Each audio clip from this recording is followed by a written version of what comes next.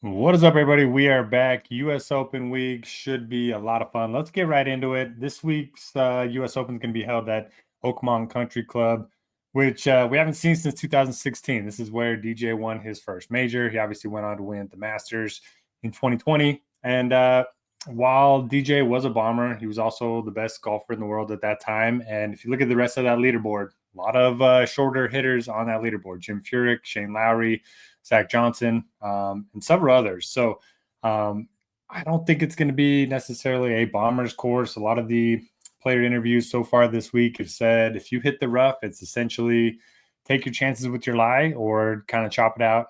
Get a wedge on it, get back in the fairway, and kind of take your chances from there. Ben Griffin was on a podcast. He said the winning score is probably going to be +4 was his guess, which I don't think it's going to be that tough, but it's going to be a very difficult golf course. The fairways here are narrow, and then you have the intermediate cut, which is like, a yard and a half wide, and then it just goes straight into 5-inch thick rough. So if you miss these fairways, it's going to be extremely tough. Now, the course is a par 70, and it's nearly 7,400 yards. So you think it's going to be very long, and it is a long course, but some of that doesn't really go into the driving distance angle because the par fives, both of them are over 600 yards. So most of the field's going to be playing it as a 3-shot hole. So you're not necessarily going to be having to hit a really long drive on those holes. And then you have a par 3 that's 289 yards. And obviously, you're not going to need a driver for that hole unless you're a really, really short hitter. So it's not necessarily going to play as long as it looks on the scorecard. It's still going to play that long. But in terms of needing distance off the tee, I just don't think you're going to need it as much. And the penalty for missing these fairways is going to be huge. So I'm placing a major emphasis on driving accuracy over driving distance, which is not usually the case at the U.S. Open. Obviously, approach play is going to be important. Scrambling is going to be important. These greens here are massive. They're 8,500 square feet on average, but they feature lightning fast Poana greens or grass. So you're going to see a lot of 3-putts. You're probably going to see a couple guys put it off the green at some point. Think of Augusta National in terms of the speed. They're going to measure 13 to 14 on the stim meter. So guys that can avoid 3-putts are going to obviously be in pretty good shape. What else? Course history. So this is just going to be for the U.S. Open. Obviously, since we don't have a whole lot of data on this course in particular, there aren't any water hazards on the course, but there are some little ravine things that go through the course. So you're not going to really be playing out of those. So probably going to be a penalty if you do hit it into those. I have strokes gained in majors over the last 5 years. Strokes gained on long and difficult courses, and then strokes gained on courses where it's tough to hit the fairways and tough to hit the greens. As always, we have the form and field strength. I have the field strength only at 6% because I wanted to weight so many other things that just kind of got put on the back burner, and then I ran out of percentages to apply. I did want to bump up the recent form because the last 3 months, I just want guys that have been in pretty good form. It's going to be hard to show up at the U.S. Open and find your form. So I did bump up the recent form to 10%. These are all long-term form statistics, how often they finished in the top 5%, 10%, and 25% of the events that they're playing in. And then obviously we have the stats. So I have off the tee, driving accuracy, stroke gain approach, green regulation. I think it's a good week to use green regulation. I don't use it all that often, but if you do want to weight it, maybe bump down putting. I have around the green at 6%, birdie or better at 0%, and then bogey avoidance at 6%. We do have some stroke gain putting splits on lightning fast greens. Just guys that have putted really well on fast greens over the years: Denny, English, Sam Burns, Cam Smith, Tommy Fleetwood. So pricing, let's talk about pricing on DraftKings. You have Scotty Scheffler in a tier of his own. He's won 3 of his last 4 starts. He's a perfect course fit, and he's 14,400. You would think that price would be a little prohibitive, but if you look, I mean, there's only, let's see, 14 golfers above $8,000 this week. So typically there's like 20 or 30, and then you have a ton under 6,000. Typically we don't have any under 6,000. So about half the field is less than 6,000. So it's certainly playable to use Scheffler in the lineups. He's one of my favorite plays of the week, especially my favorite spend. I like him more than Rory. I like him more than Bryson. I'm actually going to be fading Bryson.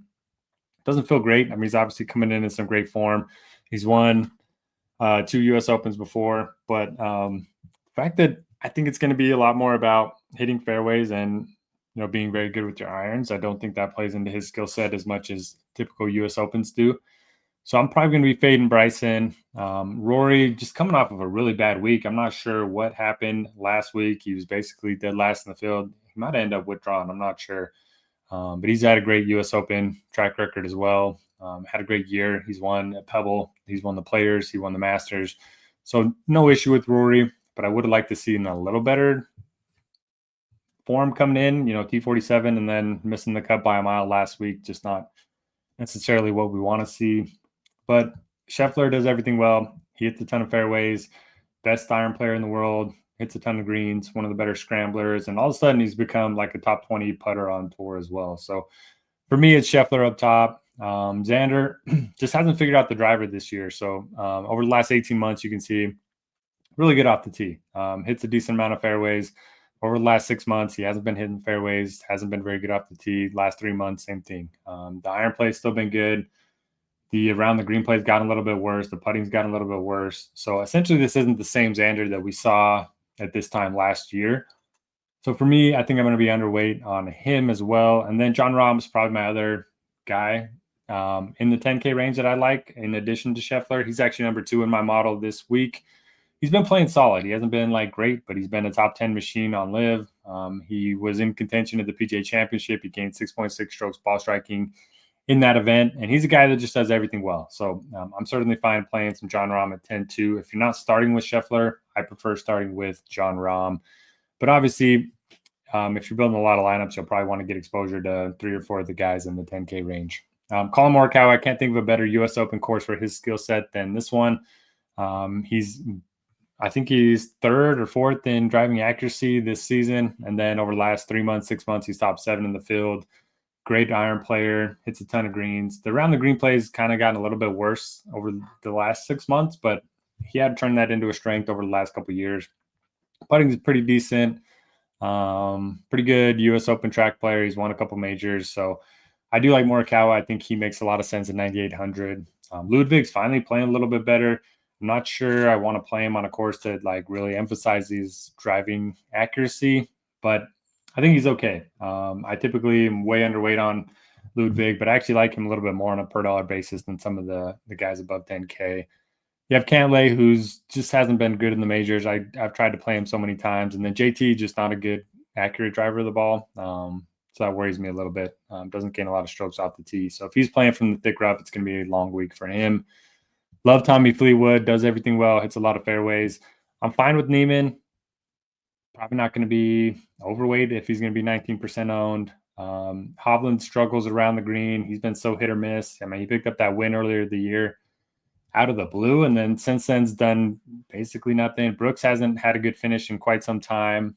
I think Hideki made some sense here. He's actually a very good fast green putter. We've seen him win the Masters before. He's a good scrambler. The driver has been a little bit of a concern, but he is a good iron player. So I do like Hideki at 8,000. Let's move into the 7K range. Shane Lowry and Corey Connors, probably 2 of the most underpriced players of the entire slate. Corey Connors is 6th in my model. Shane Lowry is 7th in my model. I'm going to have 40% plus of each of them. I think they make a lot of sense. They have similar skill sets. They do everything well. They hit a lot of fairways, great iron players.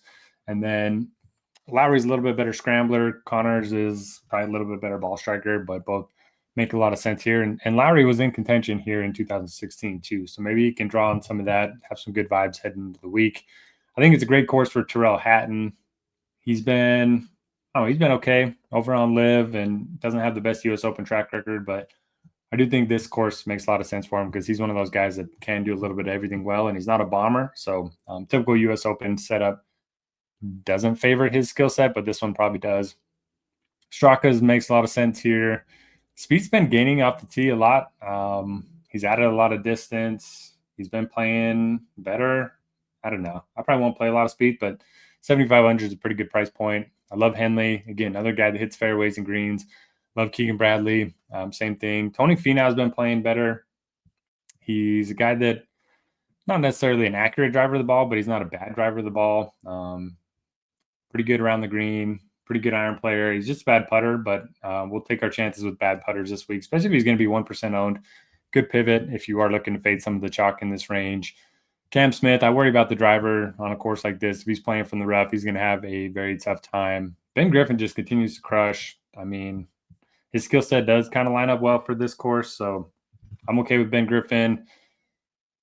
And then that's pretty much it for me. Sungjae does hit a ton of fairways. If you do want to look at him, I don't mind it, but the iron play has been really bad. I don't know. He's just one of those guys that he needs a really good short game week to be good because his irons have been so bad. I like Patrick Reed quite a bit. He always seems to play well in majors. I like Siwoo Kim. I think he's one of my favorite 6K options on the board. Just playing so well right now. He's been a top 30 machine, hits a ton of fairways, good tee to green player. Moving down, Berger, I mean, nobody's going to play him after missing back-to-back cuts, so I think it could be an interesting bounce-back spot for him. Love Harris English. He's a great U.S. Open player. He's also hitting the ball pretty well right now. Really good short game. Bobby Mack coming off a pretty strong run of events here. Had a top 6 a few weeks ago. I think you can look at him at 6,700. Won't be playing the defending champ DJ at this course. He just hasn't been good. He did show a T10 last week, so granted, it was a field of 54 golfers on live, but still, that is one of his best finishes in quite some time. Denny makes some sense here. A guy that plays well on difficult courses, another accuracy player. He's been pretty good at the U.S. Open too, surprisingly. Moving down, we have Harman. I'm okay with. Cam Young's been really good recently. Back-to-back top 25s, T4 last week. He has been good in the majors over the years, which surprises given his bad short game. But if the ball striking continues, I think he's a player to keep an eye on. If you want to look at him in large field stuff, I don't mind it. Love Aaron Rye, another good iron player. He's mixed back-to-back cuts, so I'm hoping that'll keep the ownership down. But yeah, he's actually number 1 in the world in driving accuracy so far this year. Niergaard Peterson, small sample size with him so far this year. He's been a bad putter, but really good tee to green. So I'm okay going back to him. He missed the cut at the PGA Championship and then didn't play necessarily that well last week. Must have been PGA Tour event last week. Seabed's been playing a little bit better. No strong take there. Let's see who else rates out well in terms of the plus minus column. So yeah, Matt McCarty at 5,700, a guy that was T4 last week. He can kind of gain strokes in all facets, which is kind of nice. Ryan Gerard's been playing great pretty much all year. He's been playing a ton, but got to think he's in pretty good shape. Jordan L. Smith, a guy that I always play on the Euro Tour, coming in with some good form. 3 straight top 7 finishes. Typically doesn't play great on this side of the pond, but guy you can look to in tournaments. Bud Cauley is 6,100. He's been playing great. 4 top 10s in his last 8 events, I think. Leishman qualified. He's been, he won an event over on Live.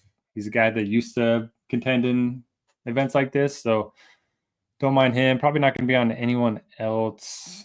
Hoagie's a good iron player. Yeah, that should just about do it. So I want to wish everyone the best of luck. Hit that thumbs up button before you head out of here. Best of luck at the U.S. Open, and we will see you back here next week.